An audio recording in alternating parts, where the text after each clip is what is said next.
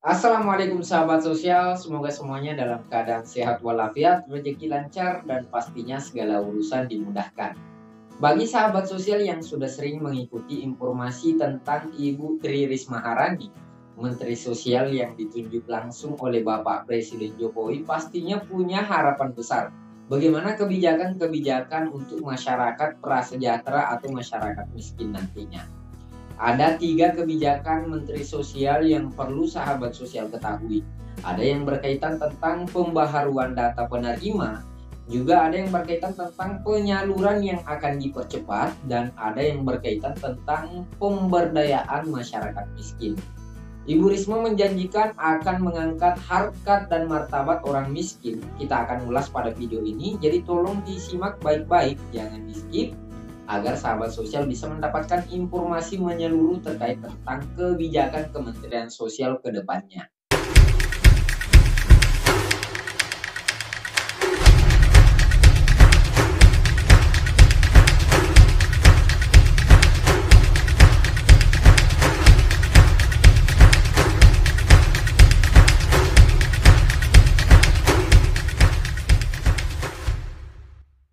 Oke sahabat sosial, sebelum kita lanjut saya ingin mengingatkan untuk kamu yang belum subscribe, silahkan di subscribe dulu dan nyalakan semua tombol loncengnya agar sahabat sosial bisa mendapatkan notifikasi pemberitahuan saat kami mengupload video-video terbaru. Sahabat sosial, baru beberapa hari terakhir sejak Menteri Sosial yang baru dilantik serasa akan ada perubahan besar-besaran terkait tentang bantuan sosial. Baik dari segi pendataan, penyaluran, dan pastinya terkait tentang pemberdayaan. Pada sambutan pertama sejak ditunjuk jadi Menteri Sosial, Ibu Risma sudah mewanti-wanti terkait tentang pembaharuan data penerima bantuan sosial. Tentu ini menjadi perhatian utama di tengah maraknya keluhan di masyarakat bahwa mantan wali kota Surabaya ini berjanji akan memperbaiki data penerima bantuan sosial. Alasannya, setiap hari ada perubahan data di lapangan, seperti banyaknya masyarakat yang pindah domisili atau pindah tempat tinggal. Ada sebagian penerima juga yang sudah meninggal tapi masih terdaftar, bahkan sebaliknya. Ini menjadi perhatian utama Ibu Menteri Sosial yang baru untuk menekankan pemutahiran data menjadi PR utama. Ibu Risma akan bekerja sama dengan Kementerian Dalam Negeri, dalam hal ini Dirjen Pencatatan Sipil, serta beberapa kampus di daerah yang dinilainya memahami kondisi daerah tertentu. Artinya bahwa pembaharuan data nantinya tidak hanya berdasarkan perkiraan, tapi akan terukur dan tersistematis sehingga diharapkan data penerima bantuan sosial semuanya bisa tepat sasaran.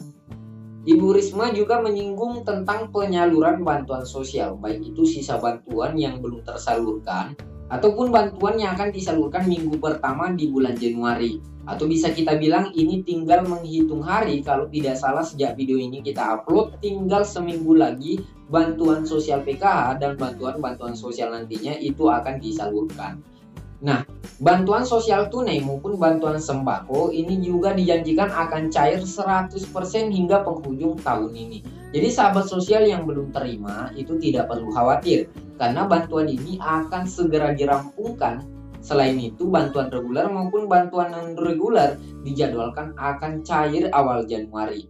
Jadi bantuan reguler seperti PKH, BPNT diperkirakan akan cair awal Januari. Kalau melihat dari kalender 2021, kemungkinan besar akan cair per tanggal 4 hingga tanggal 10 nantinya. Meskipun ini hanya prediksi saya, tapi semoga saja segera dicairkan agar daya beli masyarakat bisa stabil. Sedangkan untuk bantuan sosial tunai juga pastinya akan menyusul. Alasan Menteri Sosial menyalurkan bantuan ini lebih cepat agar daya beli masyarakat semakin meningkat dan pastinya memenuhi kebutuhan pokok sahabat sosial. Jadi sekedar informasi bahwa bantuan sosial tunai nantinya tidak ada lagi yang berbentuk barang, karena semuanya akan disalurkan dengan berbentuk cash transfer, atau bantuan ini akan disalurkan melalui rekening sahabat sosial. Bagi sahabat sosial yang belum memiliki rekening tidak perlu khawatir, karena bantuan-bantuan sosial nantinya juga bisa disalurkan melalui kantor pos. Jadi tidak perlu khawatir. Nah, sekarang pertanyaan tentang apakah bantuan pangan non tunai juga nantinya akan dicairkan berbentuk uang. Perlu sahabat sosial ketahui bahwa memang dari awal Bantuan sembako BPNT itu dicairkan berbentuk uang ke rekening sahabat sosial. Namun namanya juga bantuan sembako, bantuan tersebut hanya bisa dicairkan dan dibelanjakan untuk sembako. Nilai bantuan tersebut yang awalnya hanya 110.000, kemudian naik 150.000 di tahun 2020 hingga tahun 2021 ini. Bantuan ini naik lagi menjadi Rp200.000.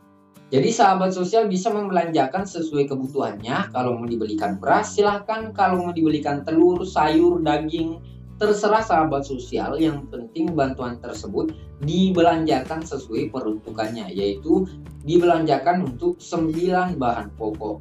Nah, kita lanjut. Bagi sahabat sosial penerima bantuan PKH yang lama mungkin masih ingat salah satu program usaha bersama Kementerian Sosial seperti KUBE dan pelatihan-pelatihan keterampilan Kementerian Sosial.